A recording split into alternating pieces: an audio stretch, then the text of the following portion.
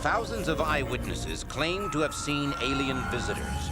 But do we really know what they look like? Has the U.S. government actually studied the bodies of alien beings? What could aliens from another world hope to gain from visiting ours? Join us as we attempt to discover the true nature of alien visitors to our world in this chapter of UFO Diaries.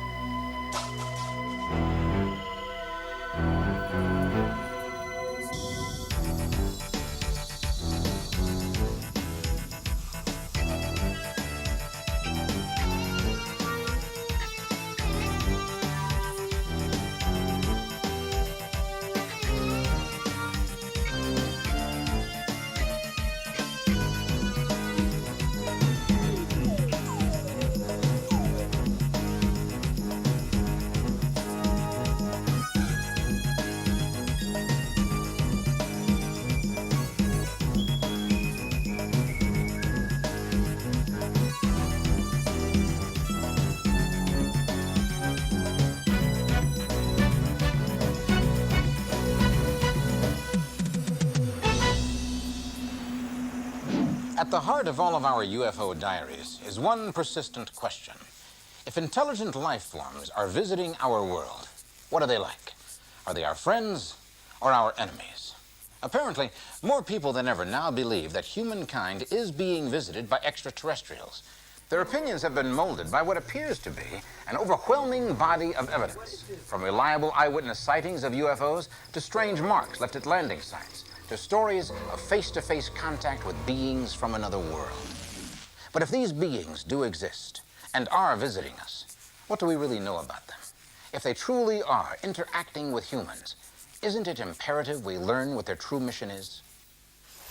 UFO researchers have been searching for that answer since 1947, when a private pilot named Kenneth Arnold saw an amazing group of aircraft. His description of what he saw sparked the widespread use of the term flying saucer. Since that time, hundreds of thousands of people have reported similar sightings and have wondered what sort of beings could design, build, and operate such craft. And why have they come here? Then, in the summer of that same year, an incident occurred that many people now claim should have provided a final answer to the mystery of the flying saucers. We know that some sort of extraterrestrial object crashed in New Mexico in July of 1947. But according to the first-hand witnesses, it was no vehicle made on Earth. Apparently the bodies and the metallic debris were impounded by the military. If all of this is true, and the evidence strongly suggests that it is, then our government, for some reason, has taken the stance that the general public must not be told the truth. But why? Why would our government wish to conceal the fact that alien beings have come to our world? And do we know for certain that they have concealed such evidence? All you need to do is pick up a couple of well-documented books who have done the work we should be doing, which is going through the Freedom of Information Acts and requesting the covert or the secret information that has been kept from us that will verify for anyone who doubts our government's involvement in their own words, in their own documents. But if the real nature of alien visitors is being hidden, who are the guardians of this secret?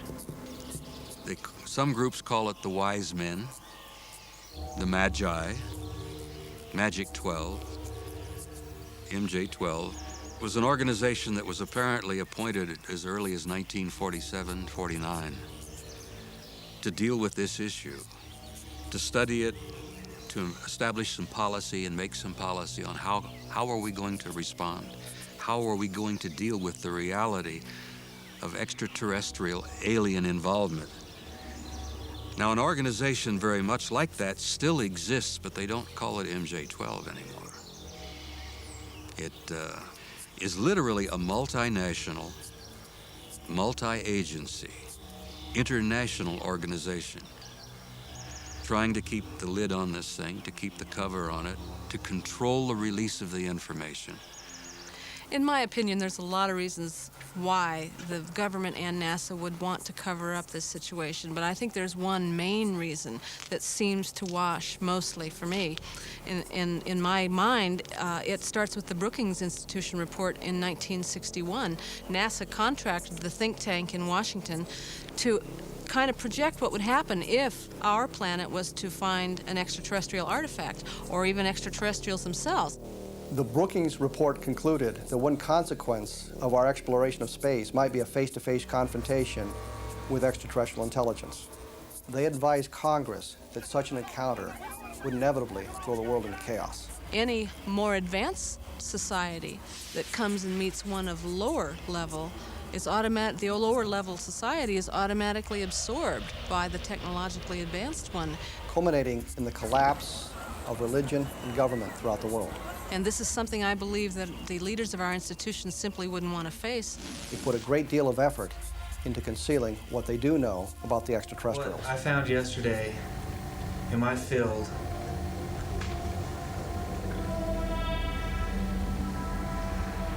was a weather balloon. Was it a The what? lie and the cover-up has literally threatened our constitutional process.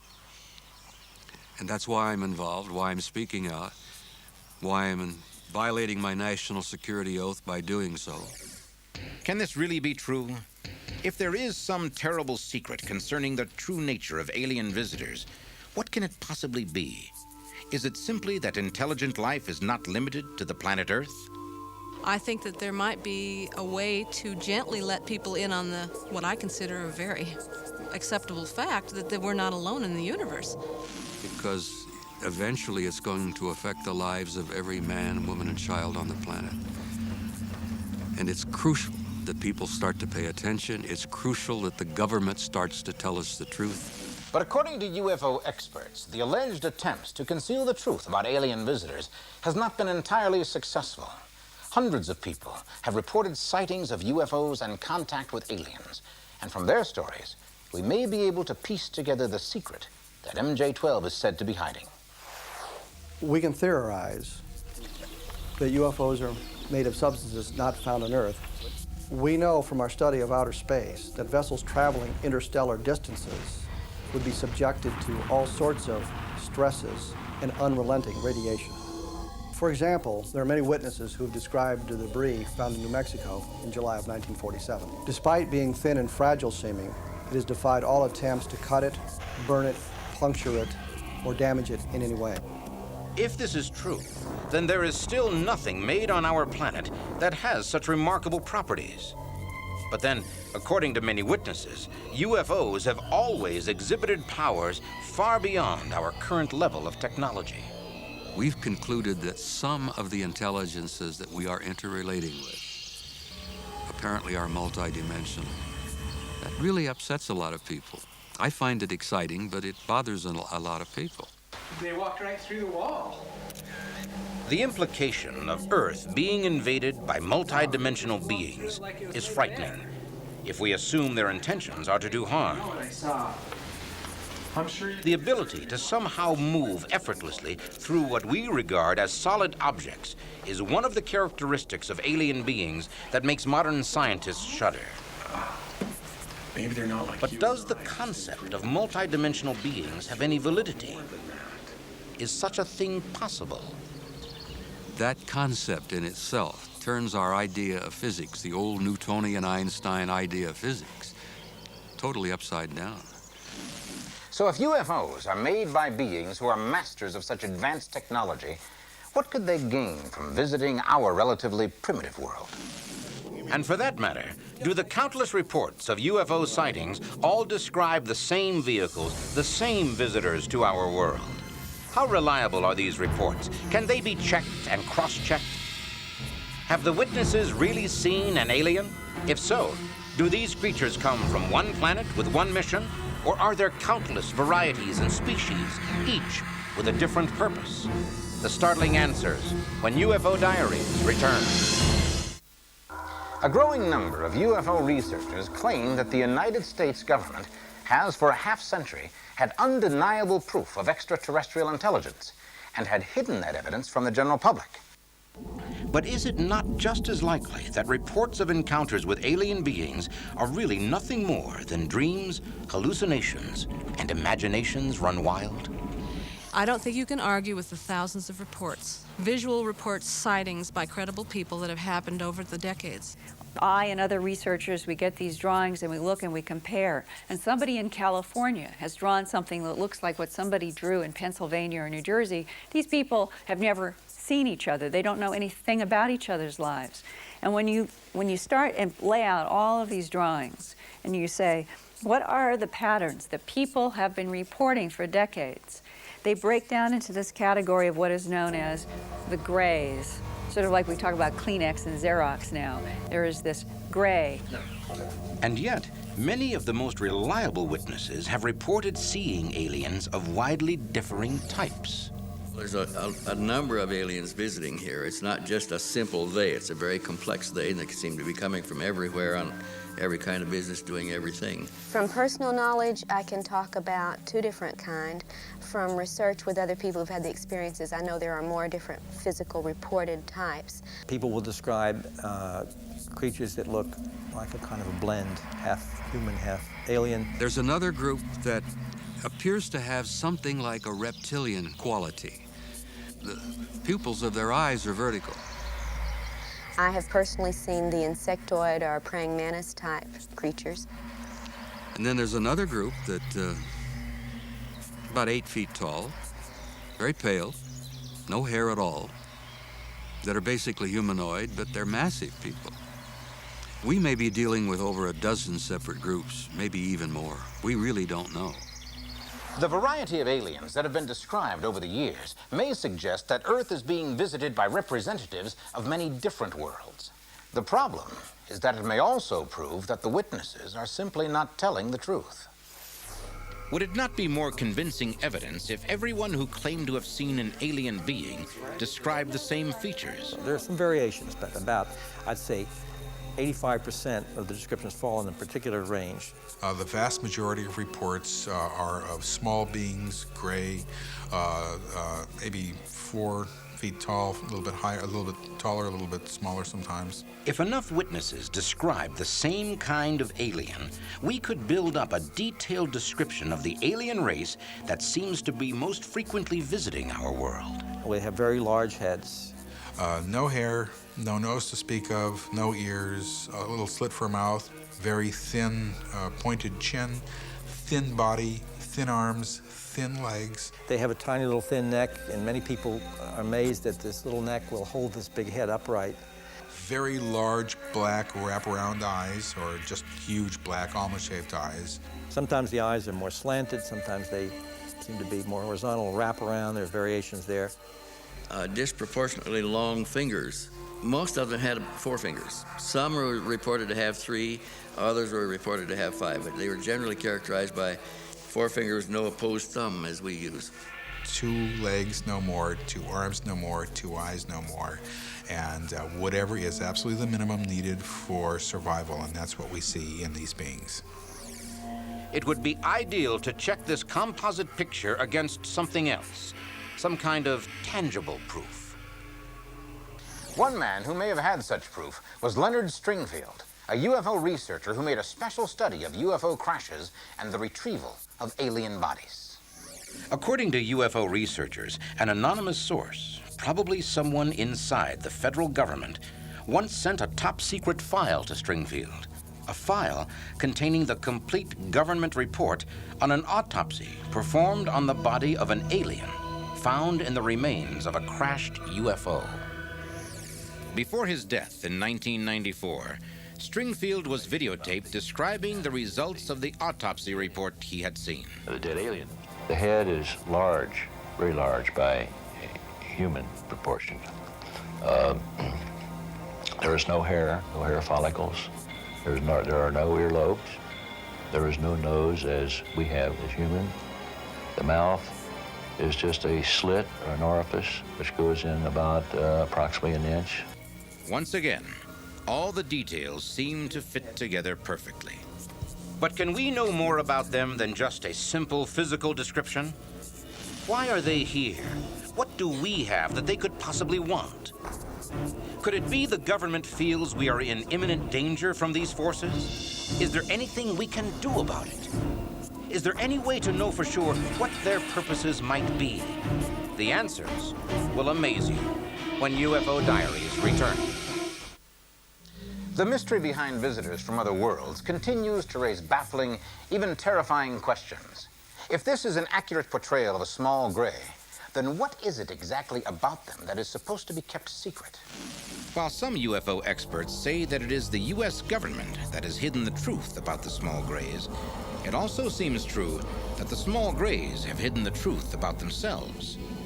According to eyewitness accounts, the small grays are silent and have rarely given any indication of the reasons behind their actions. An example is one little boy said to me, when he talks to me, he doesn't move his lips.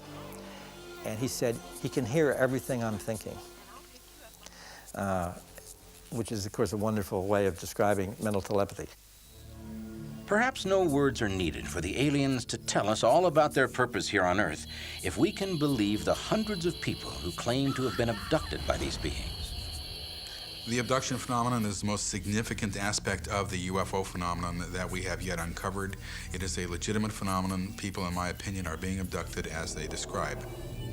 If the accounts are true, then all around the world, human beings are routinely taken aboard UFOs against their will and subjected to a procedure very much like a medical examination. Does this tell us what the small grays are really like? It looks as if they're scientists interested in gathering data, and they have no empathy for the emotional trauma they are inflicting upon their victims. Not unlike our scientists taking a chimpanzee out of the wild, putting a tag in the air and throwing it back in the troop to see how it reacts or something like that. Are we being monitored by the small grays the way we observe the habits of lesser creatures on our own world? Or is there more to it than that? Many experts now believe that alien beings want something from us that goes far beyond mere scientific knowledge. But what? What could humankind offer to a race that travels the stars and commands technology far in advance of our own? The current agenda of involvement with humans is one in which we are a resource from which they harvest a number of materials. People have sperm taken, they have eggs taken. Are the aliens collecting genetic material from human beings? And if so, why? I have concluded, and this is a personal view, but I find that a lot of other researchers have reached the same conclusion, that the human race is very likely a hybrid race, and that we probably initially were seeded on this planet, and that I believe we have been genetically manipulated continually from the beginning of our history until today, and the process is still going on. Could it be that the purpose of alien involvement with Earth is purely genetic? Is it possible that the human race is simply being harvested for some unknown alien purpose? The astonishing and frightening answers when UFO Diaries returns.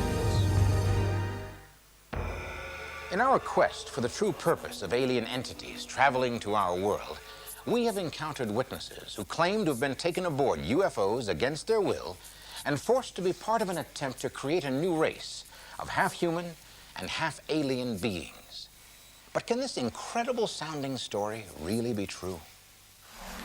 Well, now, these things are not as off the wall sometimes as you think.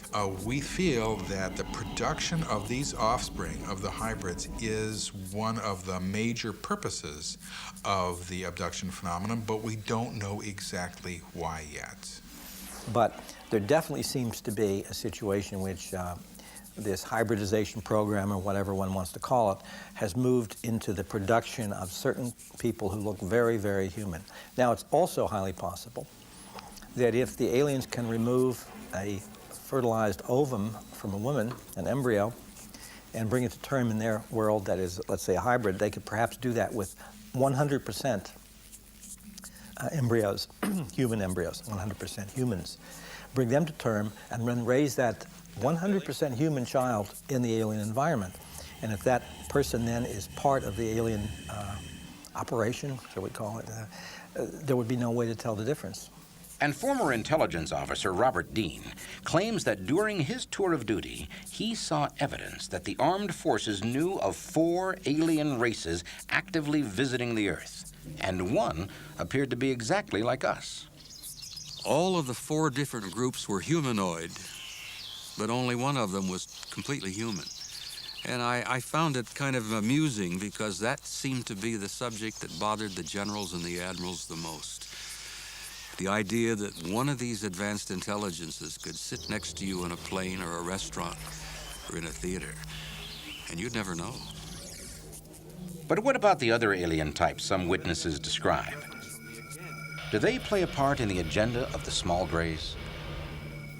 There's a small percentage of cases in which people don't see just gray aliens. They see beings that appear to be more reptilian or more insect-like in their appearance. The problem here is that the reptilian ones and the insect-like ones are always seen in company of the gray beings. So if they are seeing other beings, they're all working together for the same purpose. So we don't quite know what to make of this small group of other beings that people report.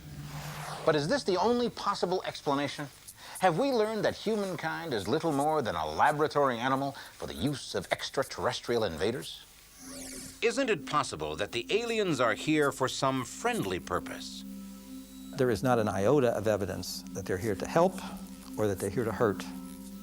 We don't see them as coming here to do bad things to us, to kill us, to eat us, to take over our automobile dealerships and whatnot.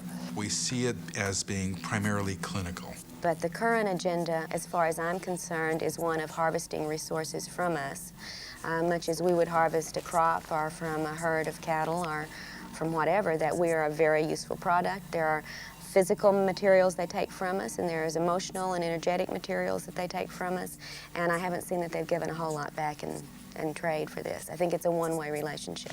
We're dealing with something that at this point seems incomprehensible to the human mind. It's easy to say anything that camouflages and uses deceit must automatically be terrible. That's the easy conclusion. But if we turn away from it, we can be turning away from perhaps the single most important event that is going to come in the next few years. We're right now in information overload.